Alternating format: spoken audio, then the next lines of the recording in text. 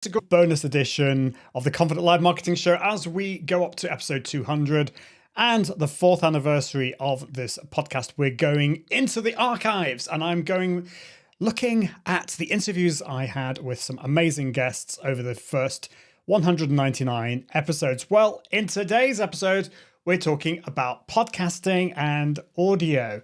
If you've been listening to the show for a while, you'll know that it's not just about live video, it's about the repurposing. And I'm a massive fan of podcasting. If you're listening to this, you'll know that. I think there's a huge amount of power in podcasting. And I was hugely honored and blessed to be able to interview two amazing podcasters and podcasting experts, none other than Mark Asquith, who he does lots of different things, but he's particularly well known at the moment as being the co-founder of Captivate FM, the amazing podcast host that so many podcasts are using for their hosting. And I was their first ever customer, apparently, which is exciting. And also Colin Gray, who is from the Podcast Host website. And he's also got this amazing tool called Alitu, which helps you edit and produce your podcast. So you definitely need to check that out at iag.me/Alitu. And of course, Captivate FM is iag.me/Captivate, both affiliate links. So if you do purchase any of those, I will get a bit of a cut. But let's go and ask Colin about getting the best gear really for podcasting. A lot of people, I don't actually think this is the most important thing, but audio does matter. The technical side of things does matter. I think there are other important questions to ask, but let's ask Colin about that, about getting started with the right tech. So if you're getting started with podcasting, what kind of gear would you recommend? Yeah, so I do recommend, despite the fact that I love all sorts of complicated gear, I do recommend keeping it really simple to start with. So the best thing you can do is make it so that it's just plug and play. All you do is stick it into your computer, you record directly, and you don't have to worry about anything else. One of the biggest mistakes I see people making is thinking they have to get pro audio right away. So they go out and buy a mixer and digital recorder and an XLR and a dynamic mic or something like that. And it's all, the more bits you have in there, the more likely it is that something will break, or even just one of the settings will be off, and you'll end up spending your 30-minute podcasting time just trying to set up your gear and you never get it done. So that's rubbish. So a couple of good USB mics to recommend to begin. USB mic, meaning it could just plug right into your laptop, right into your computer. You can record directly into, say, Skype like this, using Ecamm to record a call, or directly into something like Audacity or Audition, which are both audio recording and editing programs on your computer. So the Samson Q2U is a great microphone, a little USB mic, plugs right in. It's a handheld mic, so you get a stand with it when you buy it on Amazon, or you can buy yourself a boom arm. So a boom arm is one of those stands that kind of clips to the side of your desk and it can move around a lot. You can push it out the way, so it just makes it really convenient to record. And again, simplicity, again, making it so easy to just hit the record button and just get your show out there. That's the key to being consistent and getting it out there week after week. If you do want to upgrade, so going from a standard USB mic, the Samson Q2U, the one I've got in front of me here, the Rode Podcaster, is a great mic, really good quality, like professional quality audio really, but straight into a computer, really easy, really simple. Yeah, it's so tempting, isn't it, just to want to upgrade the tech and go for the mixers. You know, I've got a Rodecaster Pro 2, which looks very nice and shiny, but it's not for people who are getting started. If you do want the kit, you've got a couple of options. You know, you can buy it if you have the budget, and then you have to spend a lot of time working out how you do that. Or you hire somebody like me. I can give you some consultations on how to set it all up and the right gear to buy for your studio. But for a lot of people just starting off, if they're bootstrapping their business and their content and their podcast and their live shows, then just start off with something simple. As Colin said, the Samson. It's not Samsung, it's Samson, Samson Q2U is a great microphone to get started with. I highly recommend that. If you're wanting to upgrade later, there are loads of different options. I have the Heil PR40. I'm going to be going back to the archives and be looking at the interview with Michelle Levitt in the future, who is from Heil, and we'll talk about the different types of microphones. But yeah, just keep things simple. So let's talk about repurposing. Now, obviously, I'm a big believer in creating content, starting with live and then repurposing that into your podcast and into social channels and into blog posts and all that kind of stuff.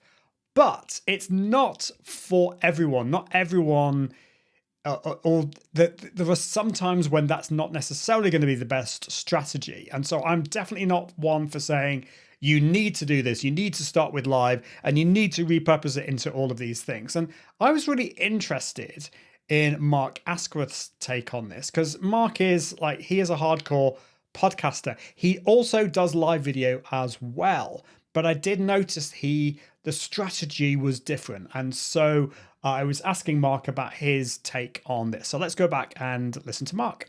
Repurposing a live show into a podcast, it has its advantages, which we talked about, but there are some downsides. And I think I had to think really clearly, carefully, in terms of the structure of the show, so it works from a podcasting point of view. Because if I talk with my live audience so much, it ends up being perhaps boring for the podcast listener. So actually you've got to think about three audiences. You've got to think about your live audience, your replay audience, and your podcast audience as well. And that can be a bit tricky. But yeah, what's your view on that? And obviously there's positives, but there's maybe some downsides too.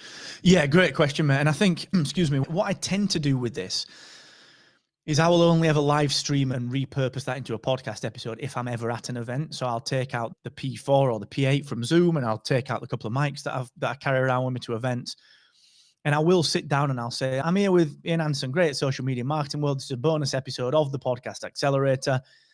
You're going to hear things in the background. We're going to get Ducker walking past and saying something. We're going to get these things happening. That's the way that I do it, because I personally think that those three audiences present their own types of challenge. And I think there's nothing wrong with doing that. And I think the way that you do it is fantastic. However, I will just underpin that with the decision about what goal you're trying to achieve. So just to give you some insight into this, we do the same with YouTube. So what we do on our YouTube channel is we take my Podcast Accelerator. So I run a 10-minute per episode show twice a week, which is a podcast. And it basically helps you to design, create, and market your podcast. That's what it does. It teaches that in 10 minutes an episode. A Monday episode is me talking about a topic. And then the Friday episode is a question from the audience. And what's really interesting about that is that we actually thought to ourselves, this is easy. We've got a studio at Sheffield. We've got the lighting rig. We've got everything we need to make a fantastic looking YouTube video. Why don't I and I've got the Rodecaster. So now if I do it here, you'll hear that I'll play the audio and you'll hear my intro music coming in. So we've got that. We've got all that gear. Why don't we just do it as a YouTube video? And we got it wrong, because what we did was we sat me down and I recorded my Accelerator live. I recorded it on the Rodecaster. I played the music live and it worked for the podcast. And the first 10 videos we put out, people were like, dude, this is great content, but holy, I hate the music. Like, why is it so long and loud? And why is the structure different? Why is there a pre-roll on it? And legit, we had these comments hammered out. So we pivoted it. So what I now do is I'll record the episode. I'll do the same set of recording. So I'll record the video on the DSLR and record the podcast episode at the same time. But just as you said, mate, what I did and what I do now is I'll intro the content, do the pre-roll, and then almost restart the episode with a lead-in after the pre-roll ad, so that the editor can then chop it up. And we get the same outcome, but it's dedicated to the right audience. So the podcast gets the podcast, and the YouTube channel gets the YouTube video. That's the same content, but it starts at a slightly different place and it's edited slightly differently. So that's a huge lesson. The goals, and back to those three audiences, because people want so many different things. The YouTube audience wants a YouTube experience. They don't want a podcast experience, and vice versa. The big thing that you've got to understand is, why are you doing what you're doing? So if I'm a Star Wars podcast, I run a Star Wars show, predictably, called Spark of Rebellion. And the goal of that podcast is to be a podcast. It's not to be a brand that is omni-channel. It's not to be a brand that is on YouTube, that is producing videos and high-class commentary, or to provide speculation. It's not anything like that. It's just a podcast. Conversely, the Accelerator, my show, is intended to be a brand. It's intended to have different goals to just a podcast, and that is to increase our brand reach across the board. So these two podcasts, they're delivered via the same mechanism, RSS through Captivate into Apple and Spotify and Google and Amazon, but they've got different goals. So Spark of Rebellion, we don't do on YouTube because our KPI, our metric that we want to push up is the downloads. Whereas the thing that you're doing right now and the thing that much of your audience will do and the thing that I do with the Accelerator is I want to attract people horizontally. I want to attract people on every platform to come into the ecosystem without them having to think, what's a podcast? Why do I need to listen to a show? Why can't I get it on YouTube? So I think that depends. I think it depends on the audience that you're trying to attract and in particular your goals. So again, just to summarize that, if you want to build your download numbers and gain sponsorship on a great level for your show, don't repurpose, don't live stream it, don't do it anywhere else. Make that the only place you can get it via a podcast. If your goal is to build an entrepreneurial brand, a personal brand, to increase your reach on a wider basis, then be in as many places as you can. And that's where repurposing comes in. But I think you nailed it. The show design is vital because you can't just record a podcast and publish it to YouTube. You simply just can't do that. I love that. What Mark said there about the different strategies that you can have.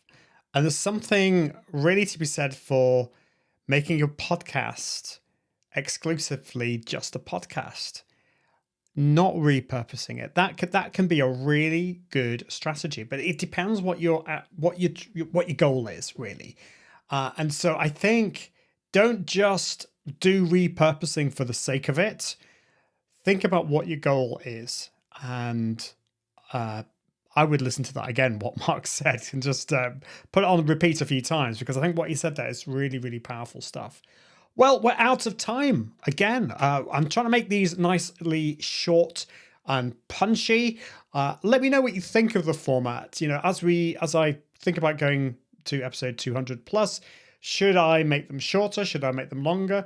I would love to know from you. Let me know what you think. But that is it for this week. And until next time, I encourage you to level up your impact, authority, and profits through the power of Confident Live Video. See you soon. Bye. Thanks for watching the Confident Live Marketing Show with Ian Anderson Gray. Make sure you subscribe at iag.me/podcast so you can continue to level up your impact, authority and profits through the power of live video. And until next time, Toodaloo.